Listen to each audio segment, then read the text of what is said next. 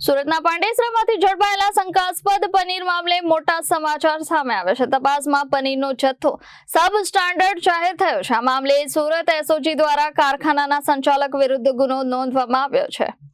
સુરતના પાંડેસરા વિસ્તારમાં આવેલ ભીડભંજન સોસાયટીમાં 3 માર્ચ 2026ના રોજ એસઓજી અને ફૂડ વિભાગે સંયુક્ત રીતે દરોડા પાડ્યા હતા।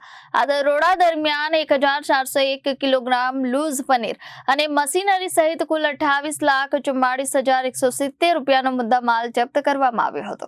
આ કાર્યવાહી દરમિયાન પામોલીન તેલના ડબ્બા અને એસિડિક એસિડ જેવી શંકાસ્પદ વસ્તુ પણ મળી આવી હતી। તપાસ બાદ પનીરનો જથ્થો સબ સ્ટાન્ડર્ડ જાહેર થતા મુખ્ય આરોપી મહેશ કુમાર શર્મા સામે પાંડેસરા પોલીસ સ્ટેશનમાં ગુનો દાખલ કરવામાં આવ્યો છે।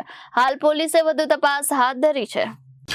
ગત તારીખ 3/3/2026ના રોજ ફૂડ સેફ્ટી ઓફિસરને સાથે રાખીને પાંડેસરામાં ભીડભંજન સોસાયટીની અંદર 1400 કિલોગ્રામ પનીરનો જથ્થો સીઝ કરવામાં આવેલો, જેના માલિક જે છે મહેશ કુમાર શર્મા હતા અને આ જે જથ્થો છે એનો જે નમૂનો છે ફેલ જતાં આજે એના વિરુદ્ધમાં પાંડેસરા પોલીસ સ્ટેશનમાં BNS કલમ 274, 275 અને 318(4) કલમ મુજબ ગુનો દાખલ કરવામાં આવેલ છે।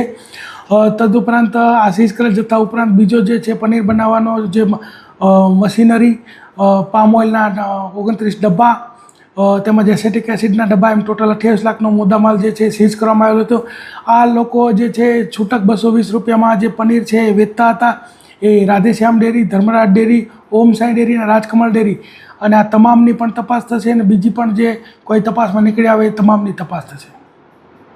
Reporter Arvind Rathod, Janadesh news, Surat.